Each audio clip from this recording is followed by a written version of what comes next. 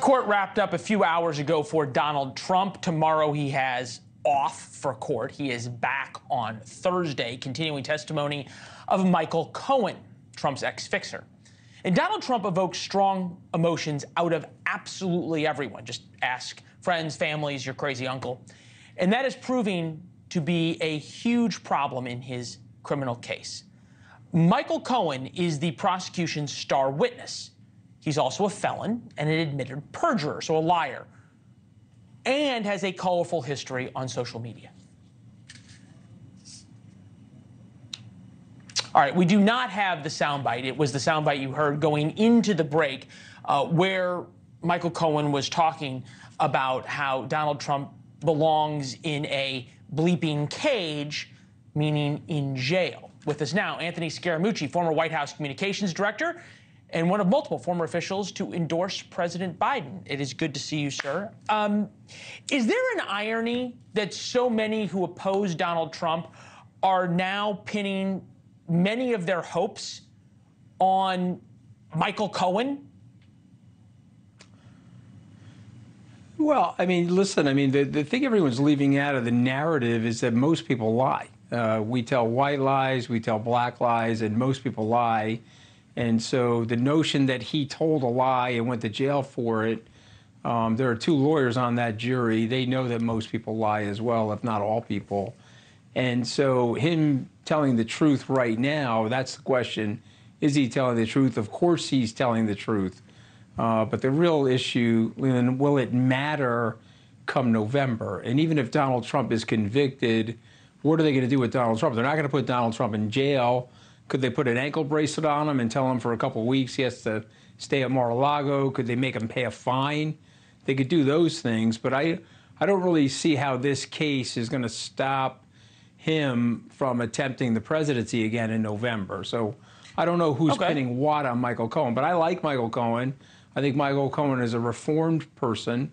I visited him twice in jail, full disclosure. I consider him a friend.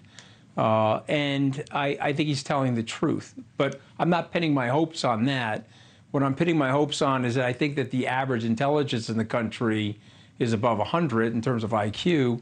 And I think you got to have something wrong with you at this point to vote for Donald Trump. And so I'm hoping that the majority of Americans, and particularly those in those swing states, are smart enough to see the systemic danger that he represents. And as this thing builds into the fall, I think the case will be made very strongly against Donald Trump come Election Day.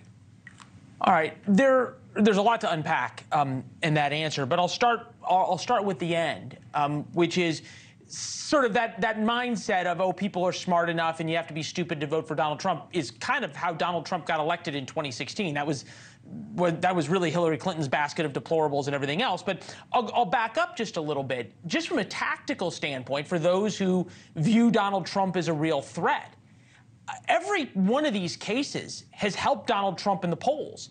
And if he is acquitted, probably if he's convicted, either way, it is going to help him in one way or another because he'll declare victory either way.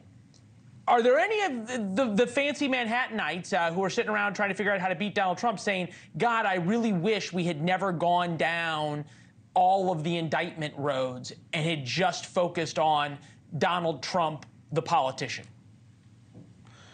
Okay, so a lot to unpack with that statement in question. So let me start with the first part. 2016, I was on that campaign, and Trump was presenting himself with some level of rudeness, but we thought his ascent into the presidency, he was going to be more moderate. I got that wrong. People can accuse me of getting that wrong and having bad judgment. That's fine. But there's now been 4 years of Donald Trump. There's evidence of what he did as president of the United States, not just his tweets, but the recklessness during COVID, his positioning relative to NATO and Vladimir Putin, and all of the different nonsense that he says on this campaign. He wants to take away the FCC licenses of people that are against him. He wants to go after his enemies. He told 2 of his defense lawyers, both of which have dropped him no, from... I get the list of grievances against Donald Trump. Polling would tell you most Americans... that wasn't there in 2016, Leland. Okay, but polling would tell you a lot of Americans, at least a majority right now in swing states, would rather have Donald Trump than Joe Biden back. Thanks for watching. Go to joinnn.com to find NewsNation on your television provider. And don't forget to click the red subscribe button below to get more of NewsNation's fact-driven, unbiased coverage.